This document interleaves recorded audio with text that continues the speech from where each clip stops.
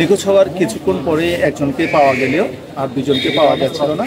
তো আমরা কক্সবাজার জেলা প্রশাসনের তত্ত্বাবধানে সিসিএফ লাইফগার্ডের সদস্যরা ঘটনাস্থলে যাই। আমরা সারাদিন এবং সারা রাত খুঁজি বিভিন্ন পয়েন্টে, এবং এরপরে কোনো পোস্ট মিলছে না। যখন সোশ্যাল মিডিয়াতে যখন ঢুকি 2 মিনিট একটা পোস্ট দেখতে পাই যে সমতিপাড়ার শক্তি মহলের এক অংশে একটি মরদেহ ভেসে আসছে। ওইটা শোনার সাথে সাথে বিভিন্ন জায়গায় খবরগুলো পৌঁছাই। প্রদান করার পরে আমরা ওইখানে যাই, গিয়ে আমরা ওইখান থেকে ওনাকে মরদেহটিকে আমরা ওইখানে উদ্ধার করি। উদ্ধার করে আমরা কক্সবাজার জেলা প্রশাসন থেকে ধরে টুরিস্ট পুলিশ, ফায়ার ব্রিগেড সহ সবাই মিলে আমরা এখান থেকে উদ্ধার করে কক্সবাজার সদর হাসপাতালের মর্গে নিয়ে আসি। আজকে সকাল 8টার দিকে আমরা খবর পাই যে সমতিপাড়া 11 নং ওয়ার্ডের ওখানে যে 11 নং গলিতে ওনাকে দেখা গেছে। তারপর আমরা গিয়ে আমাদের জেলা পুলিশ উদ্ধার করে নিয়ে আসি। আরেকজন এখনো পাওয়া যায় না, ওনার উদ্ধার কাজ আমাদের চলমান রয়েছে।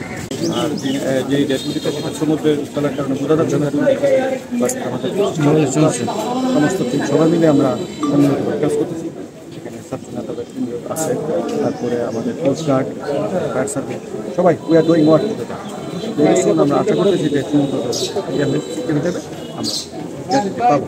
আর আপনার মাধ্যমে সবাইকে জানাতে চাই যে এখনো যারা অসতর্ক অবস্থায় যেন নামবেন না, এবং নামতে চান তাদেরকে সতর্ক করে দেওয়া হয়েছে যেন অসতর্কতা অবস্থায় পানি উত্তাল সূত্র যেন না। আপনাদের উদ্যান অভিযান আছে?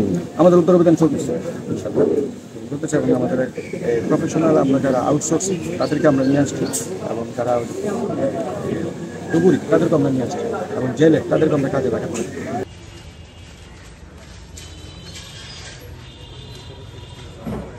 যাবেন।